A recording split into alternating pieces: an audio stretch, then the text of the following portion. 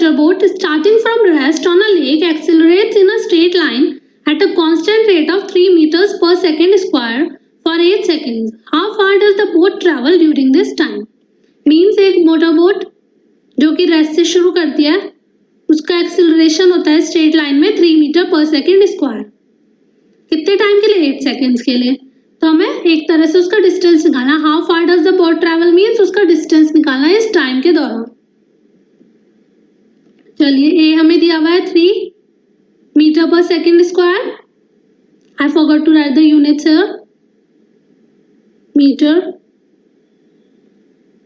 पर second, metre per second square.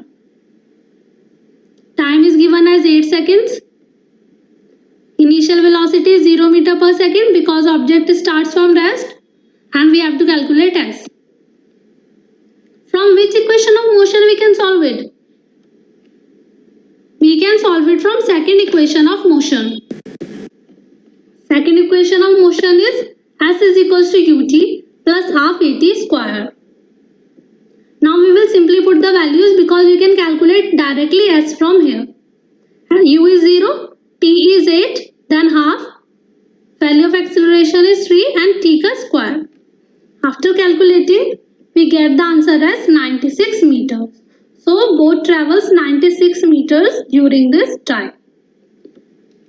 Easy. Now let's move on to our fifth numerical.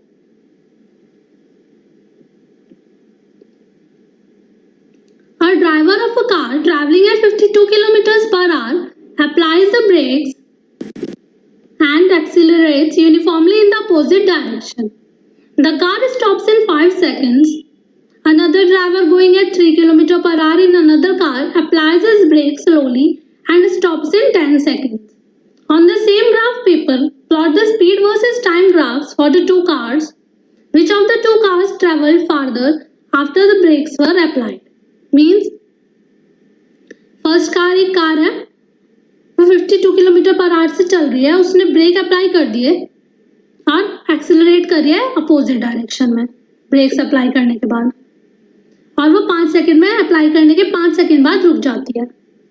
Another driver going at 3 kilometre per hour, दूसरी car है जो 3 kilometre per hour पे चल रही है, वो ब्रेक अप्लाई करती है तो वो 10 सेकंड के बाद रुक जाती है।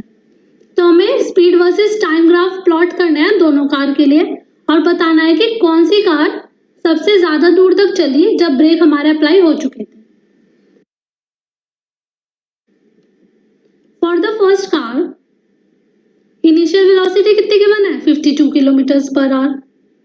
इसको हम मीटर पर सेकंड में कन्वर्ट कर सकते हैं। कैसे? 1000 से मल्टीप्लाई करेंगे किलोमीटर से मीटर में करने के लिए एंड आवर्स को सेकंड्स में करने के लिए 60 into 60।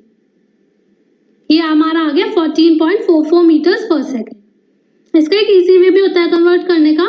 डायरेक्ट आप 52 को 5/18 से मल्टीप्लाई कर सकते हैं तो आपकी ये क्वांटिटी आ जाती है। 5/18 कैसे आया? सिंपली इनको 100,000/60 into 60 को हम कैलकुलेट करते हैं तो we get 5/18। Also we can directly use that. So initial velocity in meter per second is 14.44। अब हमें पता है फाइनल वेलोसिटी 0 हो गई। क्यों? क्योंकि ब्रेक्स अप्लाई हो गए थे, इसलिए ब्रेक अप्लाई हो गए थे तो कार रुक गई थी। So they are 0। Time is 5 seconds. It is given. Now for the second car, initial velocity is 3 km per hour. After multiplying 3 by 5/18, we get 0.83 meters per second. Now v is equals to 0 again in this car because this car also stops after applying brakes and time is 10 seconds.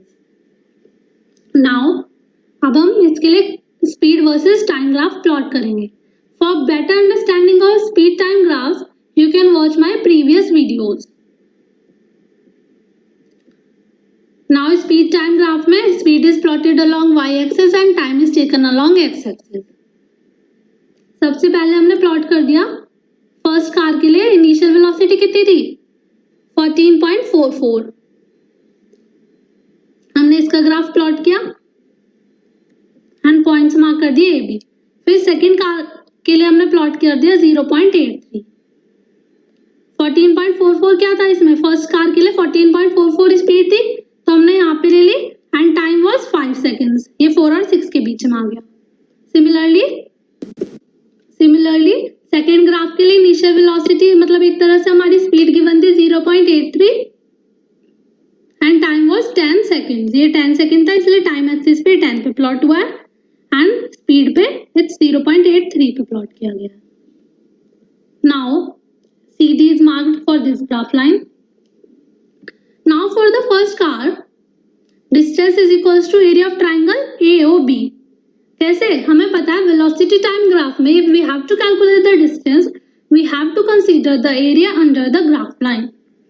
So graph line हमारी AB है, इसके अंदर का सारा area जो होगा, ये जो एरिया है ये हमें डिस्टेंस देगा। Also this is triangle, triangle बन रहा है, triangle का एरिया क्या होता है, half into base into height. Now इस केस में बेस क्या है, 0 से 5 तक है, यानी 5 is the base and height is 14.44 meters. So we get distance equals to 36 meters. अब सेकेंड कार के लिए भी डिस्टेंस निकालना है, उसका एरिया कौन सा होगा, ये जो ग्रीन से मार्क हुआ है, एरिया ऑफ ट्राइंगल COD। इस केस में हमारा बेस कितना है 10 and height is 0.83. So we get the answer as 4.15 meters. So distance traveled by first car is greater than the distance traveled by second car. कैसे, first car ने 36 metres किया है, second car ने 4.15 metres, तो किस car ने ज्यादा distance travel किया है, फर्स्ट कार ने।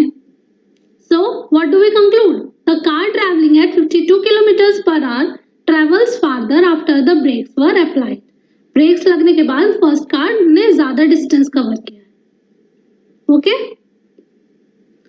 next 5 numericals will be discussed in next video. Till then you can watch my previous video. If you have any doubts in any concepts,